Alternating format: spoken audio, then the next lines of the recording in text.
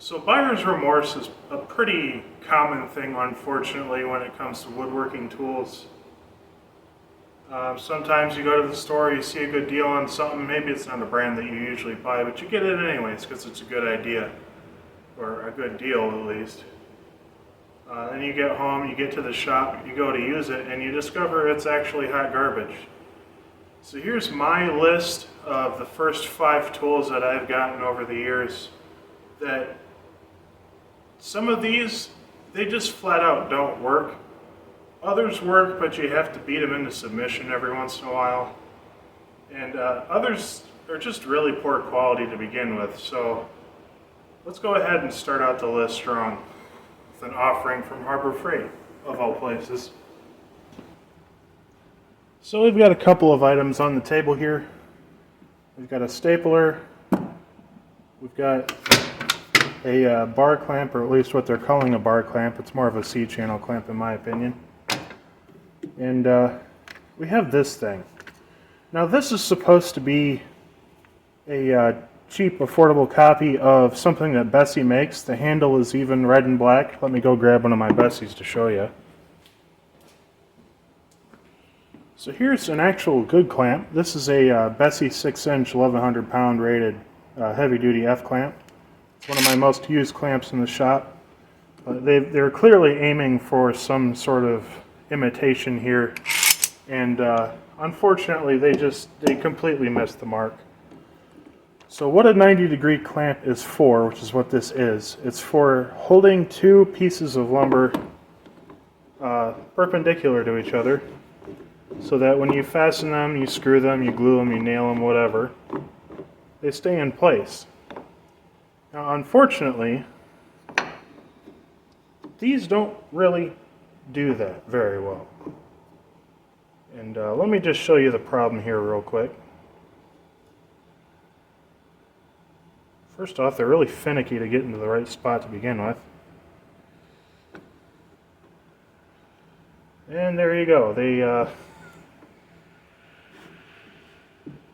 They do not work really at all. They constantly move.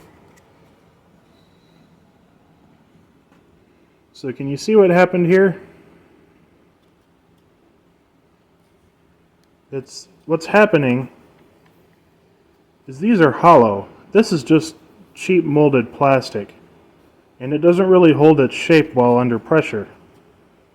So as I continue to increase the pressure here, it gets even more and more out of whack.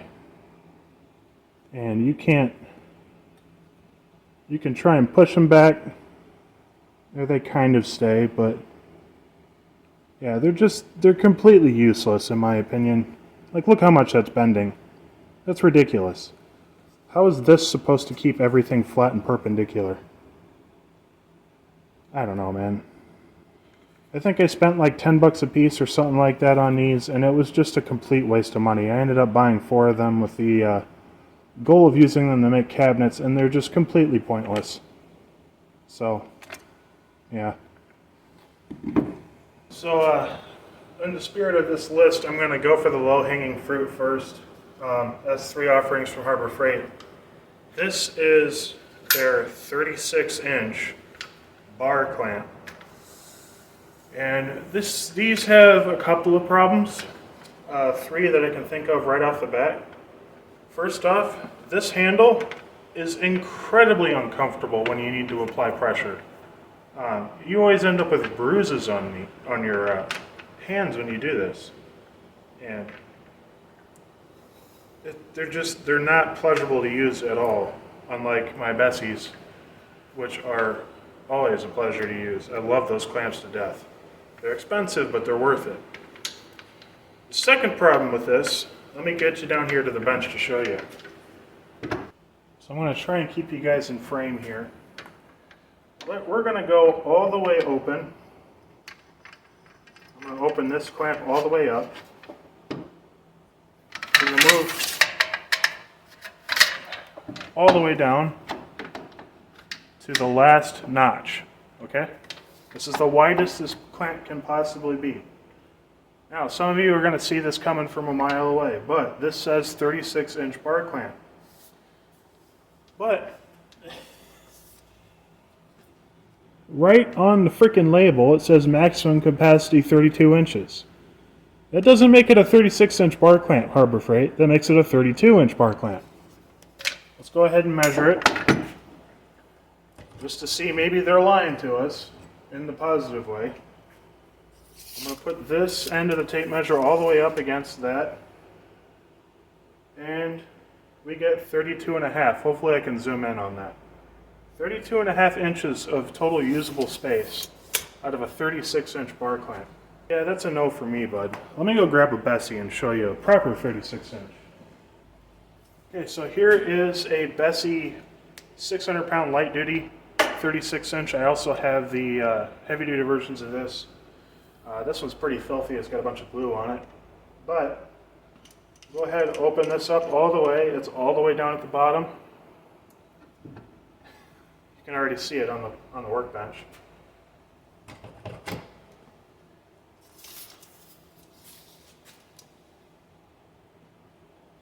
And we get 36 and 7/16, which is more than advertised. And this clamp, this light duty F clamp, will actually out clamp this bar clamp. Now bar clamps are supposed to be really super heavy duty, made for large panels and doors and things like that. When you really need clamping pressure and you want to keep it flat, because the bar clamps, you can rest your panel directly on here, which you can't really do with an F clamp. There are ways around that with an F clamp, but you can't really leave your panel flat up against the bar on an F clamp, which is what the Revos are for. The Bessey Revos, those are actually true bar clamps. Let me get this out of the way here. But, I don't know, are these even straight? Kinda. But, yeah, that's not the only problem, or the last problem with these either. Let me bring you in real close and show you what the real problem is. So the real big problem with these clamps is you can kind of see it here, how this is a little deformed, and this is actually beaten back into place so the clamp is still somewhat useful. The metal that these are made of is cheap, thin aluminum, and it's not very strong. So you can see when I got to this point, I don't remember what project I was using this on. It makes it really hard to move this. When you clamp down, after you've bruised the ever-loving crap out of your palms, the metal down here starts bending, which means you have to beat these back into true every time you use them for heavy-duty clamping. And I didn't even put a whole lot of pressure. I remember the day I got these and used these for the first time. These are just absolute cheap junk, and they don't work very well. So, on to our next offender. So our next tool to avoid, which I've actually used pretty extensively, is Harbor Freight's Fasten Pro 3-way staple gun kit. Now this, when you buy this, it comes in a bubble package. You get brad nails, you get normal T50 style staples, which is the main thing that this thing can use. And it can also use some pseudo T25 style staples. And if you don't know what that is, let me grab my T25. Now this is a real T25. This is a quality staple gun made with good components, and it's pretty darn reliable. Now what a T25 is used for is low voltage cable fastening, things like thermostat wire, maybe a lighting wire underneath of a trailer, audio cable, little tiny things like that. This has round head staples in it.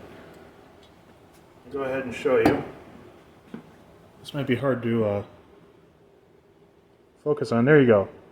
So when you attach something to a piece of wood or whatever, the top part of this crown actually sticks up above the surface, and it's meant to do that. And the reason is so you can staple wires to things without crushing them or blowing through the insulating sheath. And this stapler works pretty well.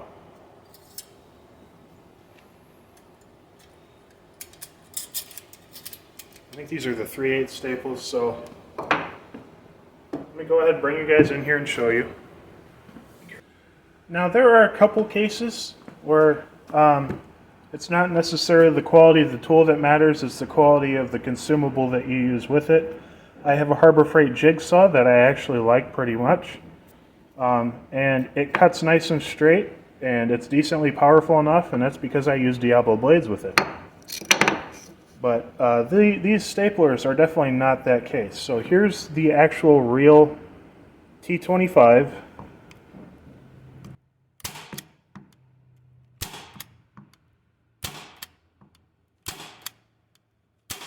And you can just keep going day after day with that stapler. This one, the main problem with it is up here near the mouth of the magazine, there's two little prongs that end up being collapsed over extended use of the stapler. And every once in a while, I have to disassemble this whole thing, or at least back when I used it, and beat those prongs back to where they're supposed to be so the stapler will actually feed. Now this thing actually has 1/2-inch brads in it, I think, but I'll shoot a couple of those, and then I'll grab the actual T50 staples. I don't have any of the round shank ones, or round head ones left for this, but let me go ahead and, this is how you adjust the driving depth, is this little screw, which is actually not a bad idea. I don't mind it, but we'll go ahead and, it doesn't even drive them flush to begin with.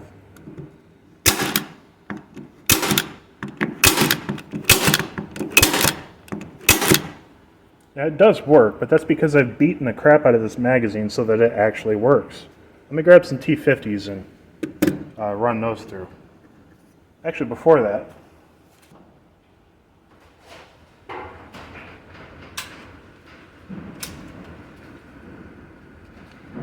holy cow, there's a lot of, I can hear the whole building moving. I don't know if you guys can hear that.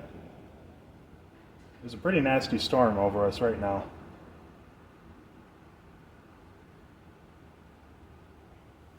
Anyways, so this has, I believe, 1/2-inch or 9/16, I can't remember which, T50 staples in it. This is a T50 Elite. This thing can shoot, it's another multi-tacker kind of like this thing, but this is actually a good quality one. This thing can shoot brads and T50s up to, brads up to 1-inch and T50s up to 9/16, and that's just because that's the biggest T50 they make. That's a 1/2-inch brad and poplar, or 1/2-inch T50 and poplar. And this stapler will do it day after day after day. Let me go ahead and grab that same stick of staples, and we'll throw it in this Fasten Pro piece of junk. That's what I was shooting before, just 1/2-inch brads. We're going to take our 1/2-inch T50s, throw them in the back here, throw them in the magazine, throw the plunger back in the back of the magazine.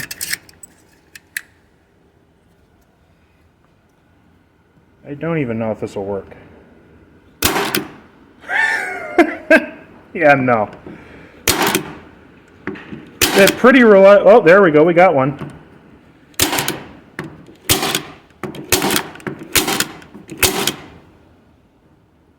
You can tell that that driving blade is not flat either.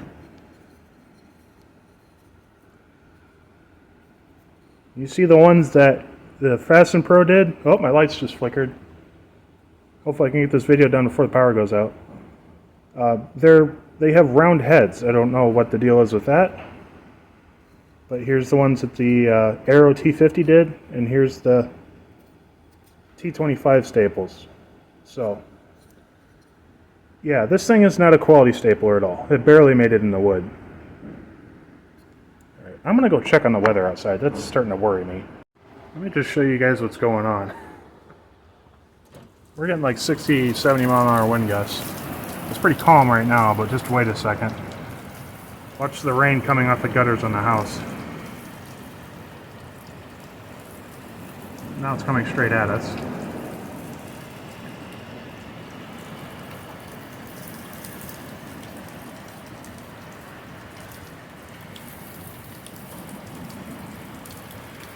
And look at our yard. And those poor sump pumps. We had a lot of rain lately. Those sump pumps in the basement are really working overtime. I really hope we don't lose power. We have a generator, but I really don't want to use it. We had a couple gusts. I could feel the building I'm in flexing a little bit. Especially this big 14 by 14 upright door. I could hear it creak. That's how you know the wind's pretty heavy. The wind is also coming from the east, which is a bit odd. Usually it comes from the west. Probably going to have a couple trees down because of the storm. The same complex of storms was responsible for a couple of really nasty tornadoes down south. We're up here in Ohio. Oh, now the wind's starting to calm down a little bit. I like how I point the camera out here and the wind calms down.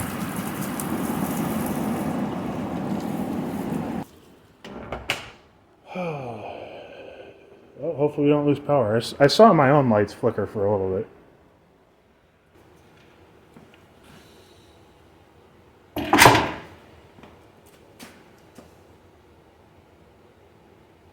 Oh yes, we're going after Bora. Bora, I like to think of Bora as the hipsters of the woodworking world, as much as I also think Festool deserves that title, but Festool is in its own world of ridiculous. At least Festool tools for... I don't think anyone will knock Festool for their quality, but the prices, man... Methel can charge what they charge because their tools absolutely deserve the price point. Festool? That's gonna hurt some feelings right there. I wanna get a whole, I can hear the keyboard warriors typing, Festool is the best! I love my domino! I paid $900 for this thing and it was worth every penny. Okay, that's enough ridiculous. First, let me explain what these are. These are Bora's Portamate 3-in-1 roller stands. So, let me just show you. So, primary mode you have here, you have your traditional roller, okay? Then you have some ball bearings. Now this is useful for when you want things to go straight. These are useful for when you just want things to move around and you don't really care where they go. You also have, I don't really know what to call this. It's just a flat piece of metal. You can use it kind of like a sawhorse. Although I wouldn't cut over it, I would cut, so.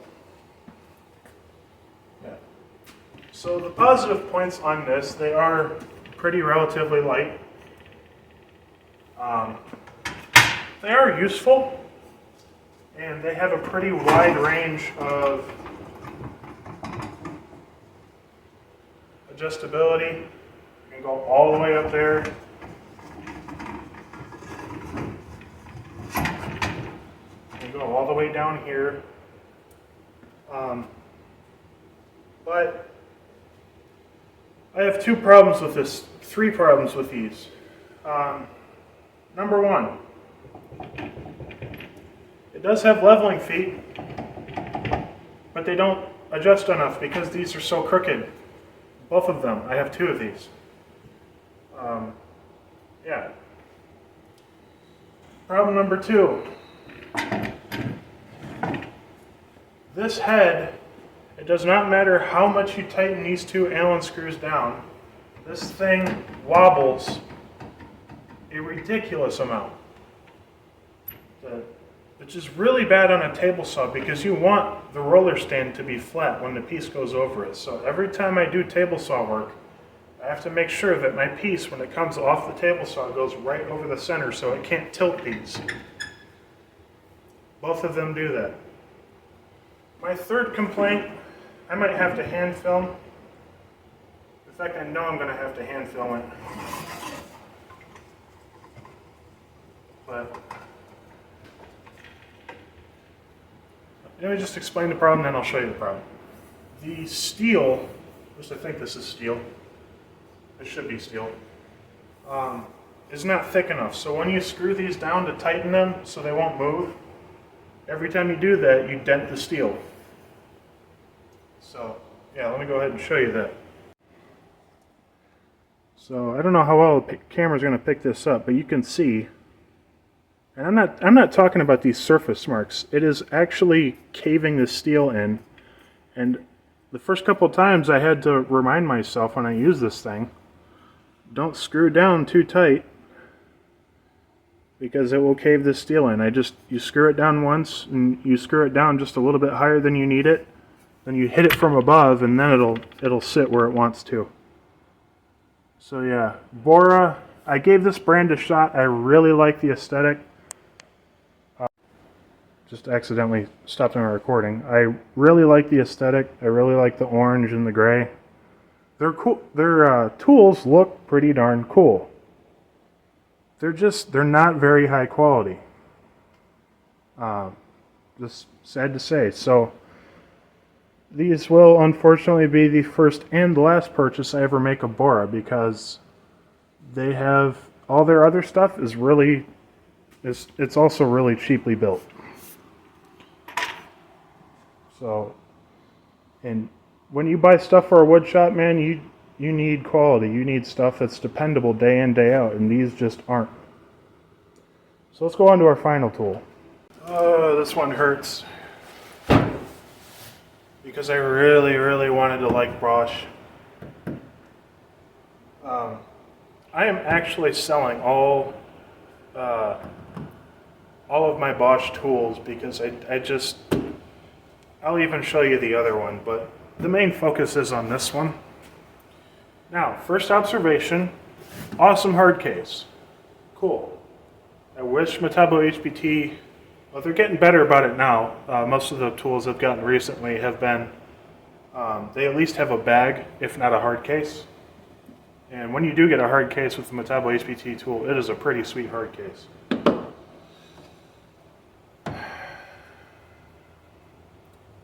This is the Bosch 2.3 horsepower modular router system. This is not cheap. I don't know what they're going for now, but I can tell you it's a pretty expensive router for being a corded full-size router. There are several problems with this. I'll start with the easiest one to see. This is the plunge base. The cool thing about this router system, it is a cool idea. And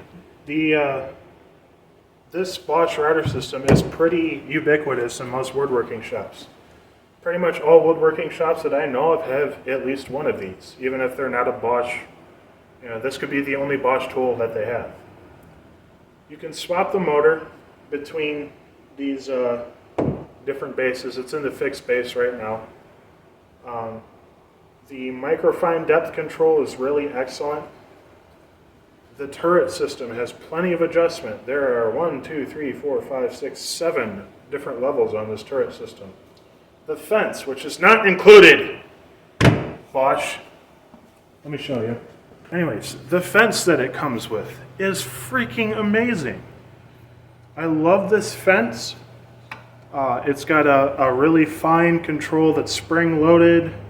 It has these guide plates which you can loosen and open in case you need to use a router bit that goes inside the fence a little bit. It's metal. It's straight, it's precise. I love this fence. It's $50 extra though, and it doesn't come with a router, nor does it fit in the hard case. But the really cool thing, I love this plunge base, with the exception of what I'm about to show you. But this spring-loaded lock, this is an awesome idea. There's no twisting and trying to get the, let me get the Metabo and show you what I mean. The Metabo, this is not spring-loaded. I really wish it was. So when you're plunging down into something, you have to be really careful not to bump the router, which it's not terribly hard to do. I'm used to this router by now, but then you release it, yeah. So I wish that router had that. I also wish this router had more than 3 stops on its depth stop turret, but whatever. This is an awesome idea, a spring-loaded lock that the only thing you have to do to tighten it is let go. So, you know, I set it down on my cut, my router bit is above my workpiece, I flip this lever, I'm in my workpiece. I let go, I keep going, I stop the router, lift it up, and I'm good for the next cut. It's an awesome idea. The main problem with this router is this polycarbonate, at least I think it's polycarbonate. Yeah, it says PC, polycarbonate. This base plate material wears at a ridiculously fast rate. I don't know if you can see this. I'll try and get a good angle on it. You see that? That's not caused from solid wood rubbing against it. That's caused from chip ejection.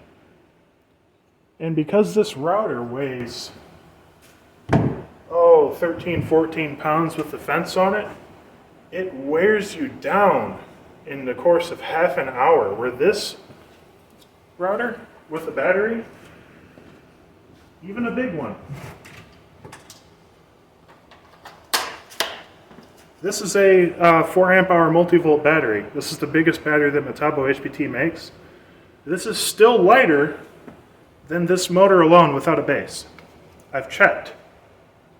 So, and this is a cordless tool. It's not even a corded tool. Usually corded tools are lighter. And because this router is so heavy, it also wears really heavily on the polycarbonate, and it's a struggle to push or pull depending on what direction you're going, this router base across a workpiece. And the fixed base has the same problem. Now, the other thing, which I can't really show you, because I don't know how I would, but I just thought of another thing. The bearings in this squeak. When you shut it down, they squeak. So, and this router does not have nearly the amount of hours that Metabo HPT one does. The brushes on this thing are also coming apart. The last time I was using this, which I was using it for hardwood flooring, admittedly not the easiest thing in the world for a router to do, but I was doing it. The brushes were sparking and arcing on the inside of this, and the motor got really, really warm. So I stopped using it, and I got myself a Metabo HPT M12. That's their corded version, so I was using that in combination with this. And both of those routers did the job no problem. They didn't complain at all. This only made it like a third through the project, when those two, they really stepped up to the plate. So yeah, that's the main issue with these. I also got a RA1171 router table. That's their MDF router table with the adjustable plate in it. I can't get that thing flat. The metal is not flat, the fence is not flat, the base, the MDF base around it is also not flat. So I just never used the router table, and then I discovered later, after years of doing this, that I don't use router tables for anything. They're really inconvenient to set up. The dust collection is terrible on them. This router will suck up all the dust as opposed to it getting sucked out by the vacuum, and then it overheats. You get the point. I'll show you the other Bosch tool, which is the real nail in the coffin for this brand in my shop. This is a tool that I actually use all the time, even though I'm not really a huge fan of it. This is a 3 1/4 inch electric hand plane. And it's pretty accurate. The blades are tough, but Look at the base on this thing. You see all those scratches. This electric hand plane has never hit a nail. This is all from wood, all from oak, and oak is really bad for this. Mainly oak, but pine will do it too. And as you're running, flakes of metal will come off of this and embed themselves in your workpiece. So, yeah. I'm selling all of my Bosch stuff. I just realized you guys are probably cringing at the camera because my voice is so close to it, but yeah, I'm selling all my Bosch stuff. The modular router has already been replaced in the form of that cordless router and my M12 VC. This will be replaced by an 18 volt cordless Metabo unless they come out with a 36 volt version, which would be cool, but yeah, so. And I ain't found any buyers yet for any of these. Go figure, I guess nobody else wants them either, so. Yeah, let's go ahead and shoot an outro. So yeah, I'm gonna hurry up and shoot this outro before I lose power, hopefully. If you found any of today's video helpful, please leave a like or comment, subscribe, hit the bell. I've got more content just like this coming up. I'm doing individual tool reviews. I still have to shoot a review on this thing, and this was the very first Metabo HPT product I got through their sample review program. That was about 2 years ago. But I feel like I'm well qualified to do a review on that. Anyways, like I said, if you found this helpful, let me know in the comments. If you can, leave down in the comments a tool that you've purchased that you just immediately did not like, or through use found that it just wasn't worth the money. I'd like to hear your thoughts, so hopefully as a collective community we can avoid the crappy tools and just relish in the good ones. So, thanks for watching, folks.